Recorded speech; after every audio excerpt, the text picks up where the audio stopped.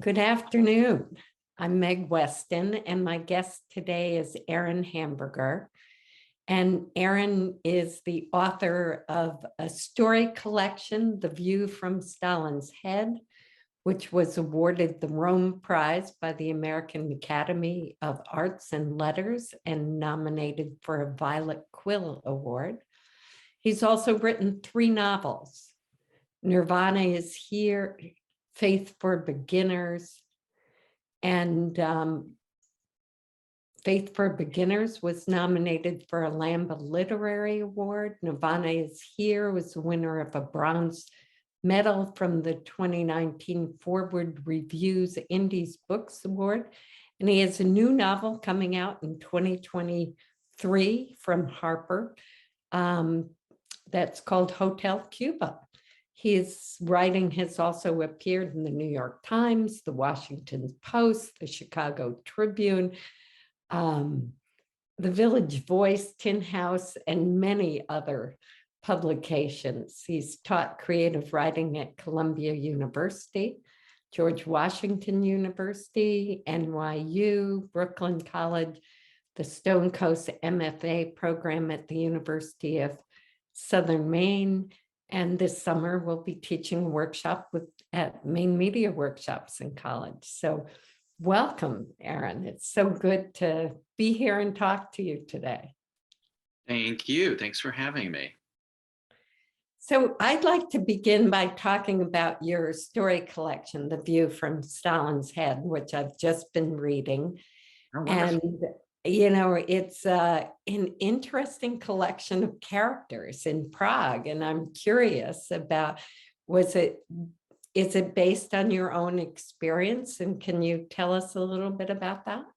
Sure. I lived abroad and I worked abroad in Prague in 1990, no, I have to think back, 1996 to 97, shortly after the end of the Cold War. And it was pretty fascinating to see all the changes that had happened and were happening as I was living there. It seemed like almost every month the city and the country was changing as they were shifting from communism to capitalist democracy. So when I lived there, I was actually, I had graduated from college. I was trying to figure out like what to do with myself. I knew I wanted to write, and I thought, oh, I could live abroad, work abroad, teach English, and that would give me time to work on this horrible autobiographical novel about the pain of, you know, being alive or whatever. And I was not thinking that I would end up writing about Prague at all. It just was sort of like a place where I was. But you know, as it happens, I met people and had friends and heard interesting stories and almost stories that felt like fairy tales and fables. And so those lingered with me. And then when I got back to the United States, I started writing these stories about Americans living abroad. Like I was very interested in like the work of Henry James and all those, Edith Wharton, all these great stories of Americans who went to Europe to get finished. And I thought, what happened to that? It didn't seem like Americans were doing that anymore. So I was writing these stories of characters in Paris and Vienna and Budapest and all these cities. And one of my mentors said, you know, I think you're really just writing about Prague and just changing the names of the city. So maybe just make them all about Prague. And I think actually it worked as a prismatic portrait of the city to do it that way. I was also influenced by the book Berlin Stories by Christopher Isherwood, which was adapted to the musical Cabaret.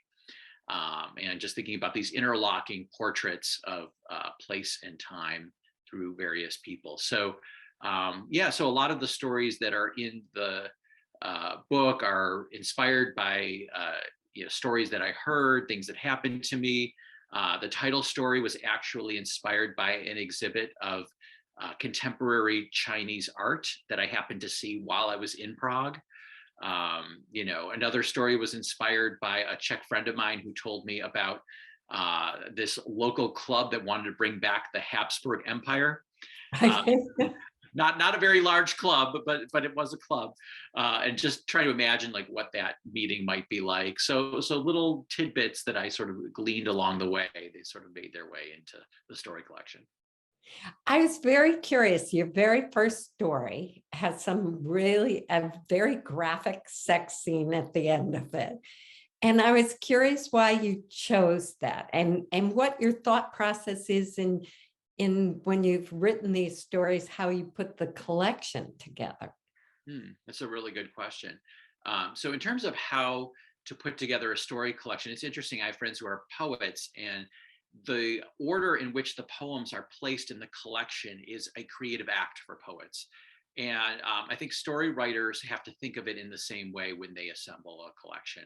And one of the things that I did was I actually put each story on a little teeny post-it note, and I noted whether the main character was male or female, whether it was in first person or third person, whether it was like the type of story that it was.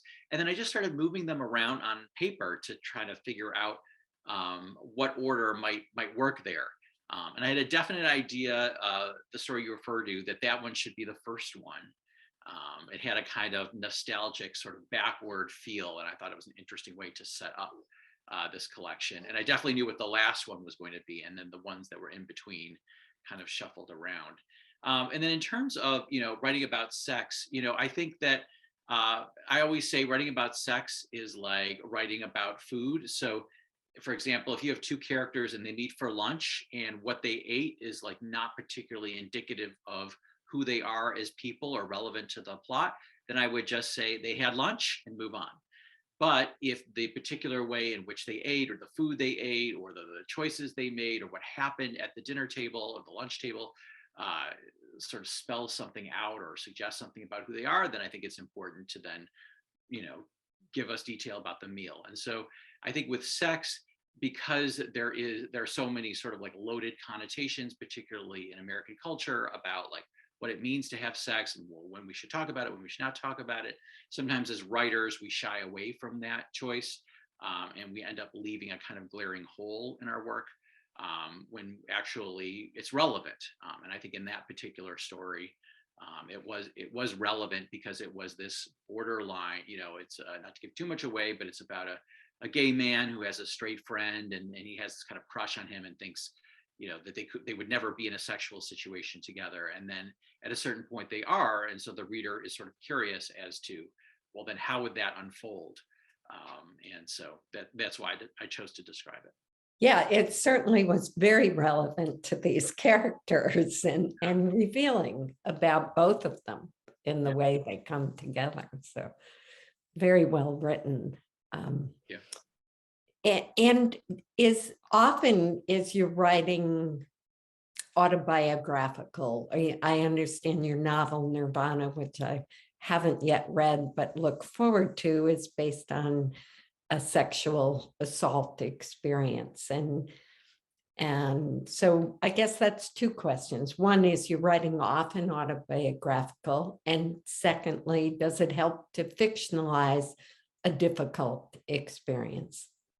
I think it's always a mix. I think it's, I had a friend of mine who I went to graduate school described the process of characterization like thinking of an onion and peeling the layers of the onion, and that onion is yourself and your own world experience. And so as you're writing about different characters, sometimes characters who are not very much like you, if you can find that particular onion layer of yourself and bring that to that other character, it makes that character come alive. So I think whether we're writing, Harry Potter, or whether we're writing, a coming of age novel that might be closely modeled on experiences we've had, we're always trying to look for, well, how can I relate something from my own experience to that character to make that character come to life?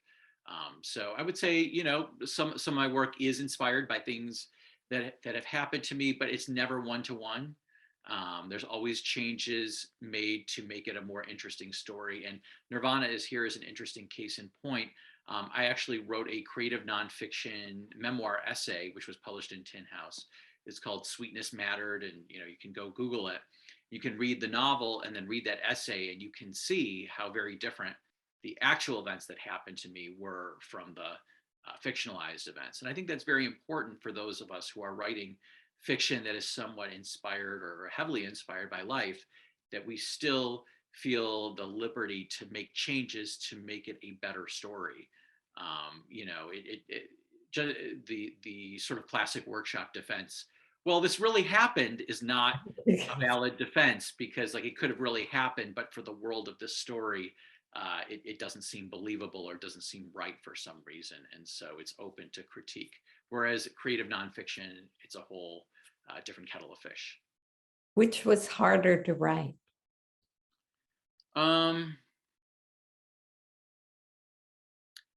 That's a good question. I'm hard pressed to say which one was harder. I mean, the creative nonfiction was just a shorter piece, so maybe in that sense, it was easier to write. And also, I wrote it after I had done a lot of work on the novel and you know, gone through some of that terrain already. So in that sense, I had broken some of the ground.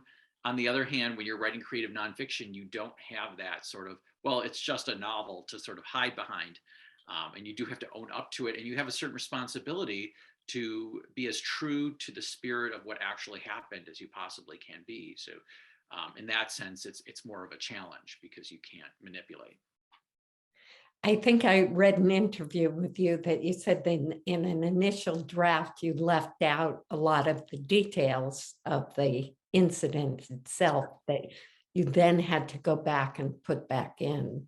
That's correct. And interestingly, in my novel, in the first draft of my novel, I had a lot more of the graphic details of the event that inspired the scene that takes place in the novel. And there it was actually a process of pruning it back. And then for the creative nonfiction piece, I left out a lot of those details. There it was a question of putting more of it in. So finding that right balance, you know, and in a way, I mean, it's sort of what we do as writers. We're trying to figure out how much information does my audience need? And sometimes they need more and sometimes they need less. So true, so true. Can you tell us a little bit about your process of becoming a writer? Sure. So when I was always a reader, you know, and I think any writer who is not a reader and not a voracious reader, you got to ask yourself, why are you doing this? But anyways, I was a reader. And then when I was 12 years old, my sixth grade English teacher announced that we were going to have a class contest. And the person who wrote the best story would get to go to Oakland Community College for the day and hang out with a whole bunch of other young 12-year-old writers from all over the city. And I just thought, wow, I get to like miss school and I would get to meet like all these other like really creative people and maybe people I would fit in with more than the people who were in my school. And I just thought, I am going to win this contest. So I worked really, really hard on my story. I had never written a story before, but I just worked hard on it every day. And then the day that it was due, I accidentally left it at home. And so I had to quickly scribble something down and turn it in. So I did not win the contest. And in fact, the winner of the contest turned out to be the son of the teacher who happened to be in my class. And so I decided that I was going to prove her wrong, that she had made the wrong choice, that indeed I was the deserving winner to go to Oakland Community College. And I kept writing. And that's how I got started. And I just kept doing it and reading more and reading more. And as I got older, my characters got older, my subject matter got older, and then I sort of ended up where I am now. I mean, that's a very overly refined timeline, but that was like that crystallizing moment that I still remember. And then obviously, I mean, you know, took a lot of writing classes. I studied at the University of Michigan as an undergrad. Then when I graduated with a degree in creative writing, I actually met with one of my faculty, the poet Thylias Moss. I said, how do you become a writer? And she said, well, there's no one path, but what a lot of people do is they take a break after undergrad, they go out, get some life experiences so they have something to write about, and then they go to graduate school and, you know, sometimes they get a master's in creative writing. And I thought, oh, good, a homework assignment, I could do that. And so I moved to San Francisco for a year. Then I went to Prague, went to New York, worked in publishing for a year. And then I went to graduate school. And I didn't realize that I was accumulating stuff to write about when I went to Prague, but in fact, I hadn't been. And I went to the MFA program at Columbia University and learned so much, really opened my eyes to so many things that I just, had been reading, but didn't really pay attention to in writing. And then just went from there. That sounds like a very focused path. I mean, dedicated to becoming what you wanted to become. It sounds and a I'm not lot sure like that everybody does that. it sounds a lot more straightforward than how it actually was lived. And I think that speaks to, Joan Didion talks about how the act of writing a story is the act of sort of drawing a straight narrative line over the phantasmagoria that is actual experience. And so I think, that's something interesting just to think about the act of storytelling. It's like you're creating the sort of artificial, neat pattern. I always say life is random, art is pattern. And so you're imposing this pattern on top of life. And it's a balance, because if your pattern is too patterned, then people will say of your story, it's not believable, it's too patterned. If it's too random, then people will say, well, this isn't a story because it doesn't have a shape. It doesn't have a narrative direction. So it's about finding that balance. Yeah, and that's not easy. I don't think it's easy. I'm a poet and a nonfiction writer, and my MFA's in creative nonfiction, and I've always thought that was easier than writing fiction, because you have so many possibilities in that randomness of the world, and all of the where do you even begin? So maybe you can answer that. How do you tell people when you're teaching how to start writing fiction or how to construct a story? Yeah. So every writer, I feel like, just like as some people are left-handed, some people are right-handed, I think every writer sort of writes from a different place. For me, I have to know when I write a story, where and when is it taking place? That is the number one question. I cannot proceed unless I know where and when, because that places so many helpful limits on my story. It lets me know what's possible, what's not possible, who's here, in the words of Eudora Welty, who's here, who's coming. I can know that, but I can only know that if I know place and time. So that's generally where I start. I also recommend what's something that just really is something you think about a lot, something that really, a question that you want to answer for yourself, a topic, a person that you've been thinking about, a moment. So with my novel, Faith for Beginners, actually, it's interesting. You talk about this seems like a very straightforward way of storytelling. I had this idea in mind for that novel before I wrote it. And I went to Israel. I did not have a book contract for it at the time, but I saved my money. I had a friend. I stayed on the floor of his apartment or his couch or whatever. And I went for 3 weeks, and I had this whole plot in mind. And I got there and I realized what I thought was a story was not a story. It wasn't interesting. It wasn't plausible. It didn't correspond to the reality of Israel that I was seeing on the ground. And I had just wasted a couple $1,000 in a few weeks of my time running around Israel researching the story. So in the last sort of few days or so of my trip, I decided I was just going to play the tourist. And I was near the Western Wall in Jerusalem, and I was on a bench, and I was sitting next to this middle-aged heterosexual couple. And the man turned to his wife and said, "Has this trip been a meaningful experience for you?" And his wife replied, "Yeah," in this way that indicated no, it had not been a meaningful experience for her, but she damn well better say that it had. And I started thinking, who is this couple? Why would they say this? What was that question about? And why was the answer the way that it was? And I ended up writing my novel, Faith for Beginners, from that little moment. So a lot of times that is the inspiration. I think being awake to life, and just waiting, because those moments are all around us, and just paying attention and knowing to just be open to them, you will find plenty of fodder, I think, for storytelling. Wow, you just reminded me of my own experience taking my 15-year-old nephew with me to Jerusalem. So yeah, I can see where you inspire people to find the stories they already have in their heads. Yeah. I think it was Flannery O'Connor who said, like, I think she said by age 5, we all have enough experience to last us a lifetime of storytelling. So, there's nobody who does not have that material in their life. Great. Actually, there's this great quote that I have.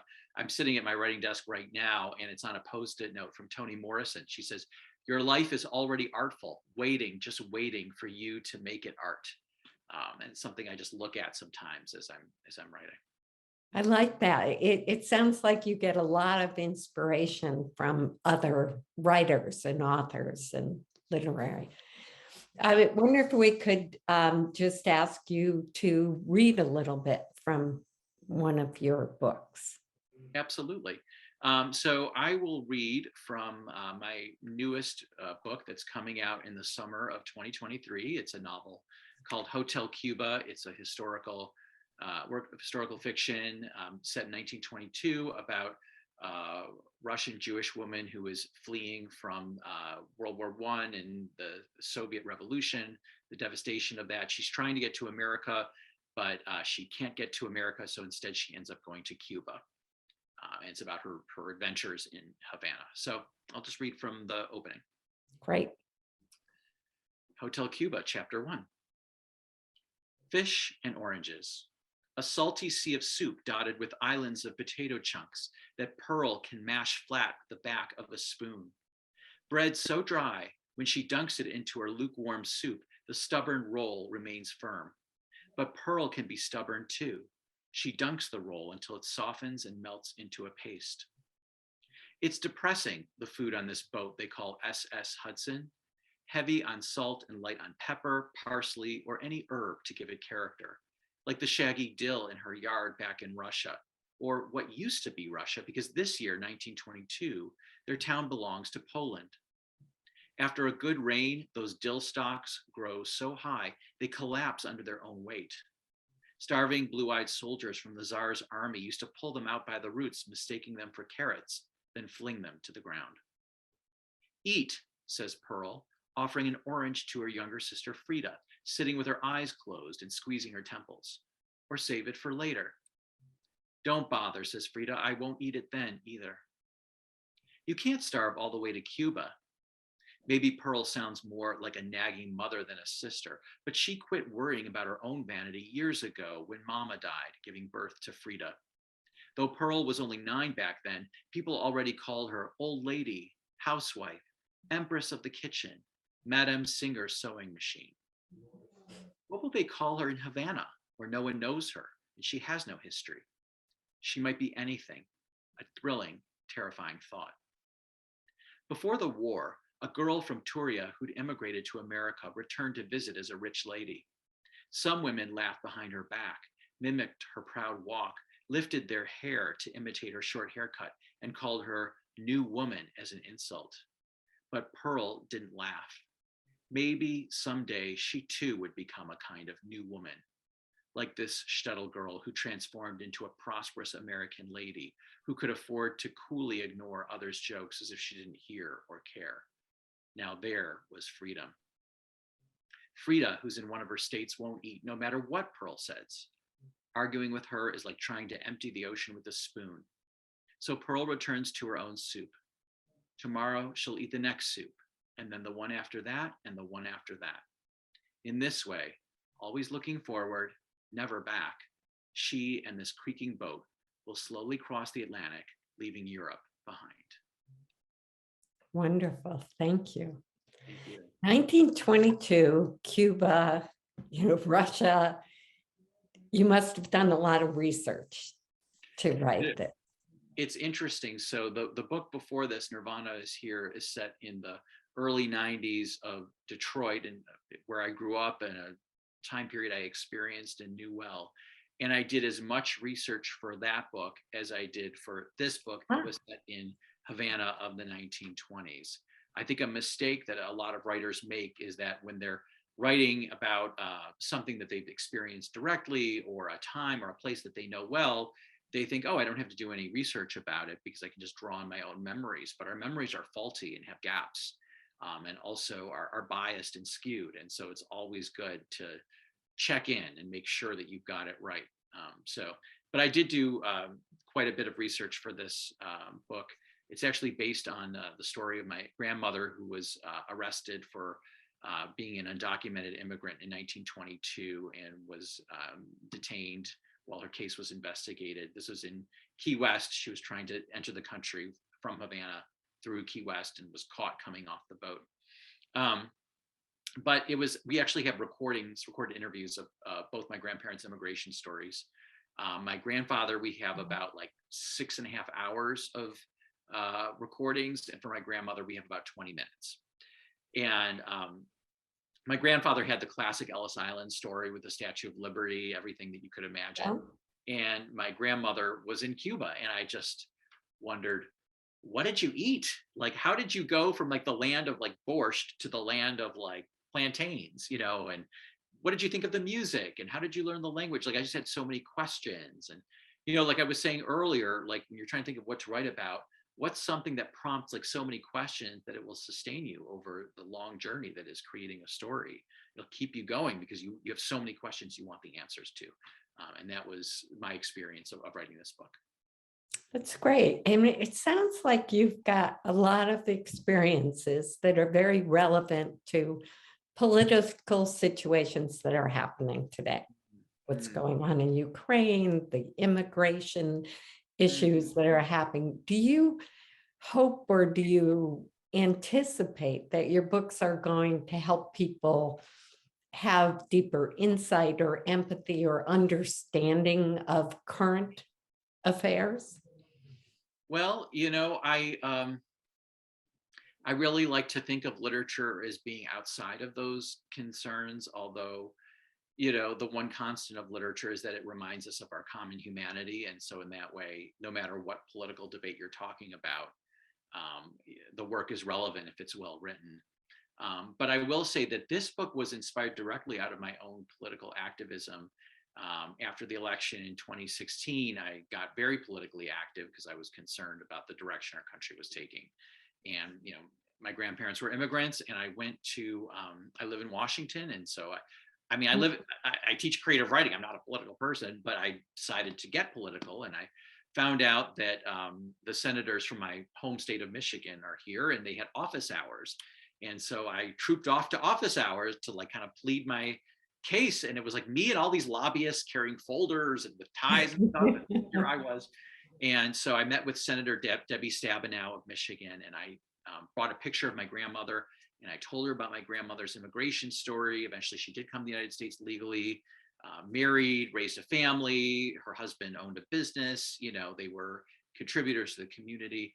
And I begged her, I said, to, you know, advocate for the immigrants of today. And she said, "Oh, I agree with you 100%. And I thought, well, that was easy.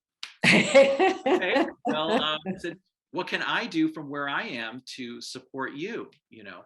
And I had told her that I was a writer, and she said, "Tell your grandmother's story." Oh, and I was shocked. I thought she'd say, you know, contribute to my political campaign or march in the street, write letters or make phone calls. No, she said, "Tell your grandmother's story." Wow. And I, you know, was thinking, I'm not a historical novelist. This isn't something that I do, you know, but I guess I take marching orders pretty well,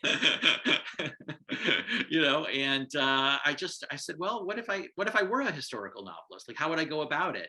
You know. And then the other thing that really helped, you're talking about learning from other writers. There's another historical novelist who lives in there are many, but the one I'm thinking of in particular, her name is Dolan Perkins Valdez. And she says that in her historical fiction, what she does is she writes a first draft to figure out what she needs to figure out. And that was helpful to me in a couple of ways, because there's so much I don't know about 1922 Havana or anywhere. And if I just started researching before writing the story, I would go endlessly researching. But when I write the story, then it teaches me, oh, I have to know what kind of phones they used, or how did passports work at that time? And so it directs my research and limits it in a helpful way. That's great. So I'm going to switch to teaching and teaching philosophy. You said you take direction well. Do you give direction? And what is your philosophy for teaching creative writing? Yeah. So one of my favorite teachers, the writer Eileen Pollack, who has a wonderful new book of creative nonfiction out called Maybe It's Me. I highly recommend it. I once asked her about this, and she said, always tell the truth and always tell it in a way that the writer can hear it. So I think that is a really great guiding philosophy. And I would say, in terms of this idea of truth telling, the idea that there is like a sage on the stage who is the sole possessor of truth in the classroom, I think is a sort of outdated fallacy, because all of us who sit around the table come to it with a unique background of reading and life experience that we can share and enrich whatever work is in front of us. So I like to really think of myself as sort of the facilitator of a truthful, respectful conversation, always telling the truth, but in a way that the writer can hear it. And encouraging people to really bear down on the work at hand and try to figure out, what was the writer trying to do, and how can I help the writer achieve that? Not like, what is the story that I want to read, and how can I guide the reader to creating that story for me? So that's something that I think is very important to me as a teacher of writing. I think it's an awesome responsibility. And when I say awesome, I don't mean totally awesome, dude. I mean like filled with awe kind of responsibility to direct somebody in any kind of creative endeavor. And you don't want to like step on somebody else's dreams. On the other hand, you don't want to like fluff them up and like sort of make them think things that aren't true about their work either. I think it's a careful balance. Just to cite another of my so many wonderful mentors that I've had, but Mary Gordon, she used to say the art of teaching is radical presence.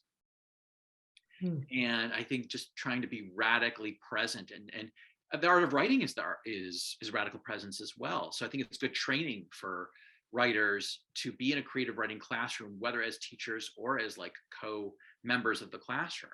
If you can be radically present for that conversation and radically present for that story and for that writer, you can be radically present for your own work as well. So I'd like to wrap this up. Is there anything that you'd like people to know about you or your class, or anything that I haven't asked that you'd really like to wrap up with?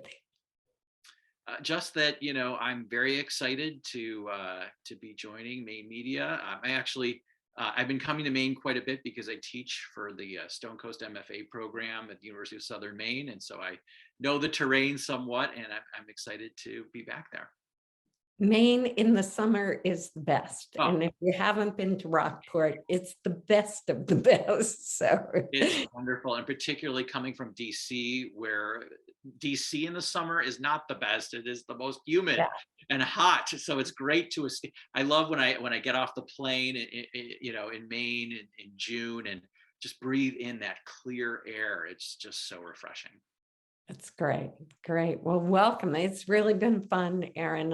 I've enjoyed getting to know you, and I can't wait to read Hotel Cuba, particularly.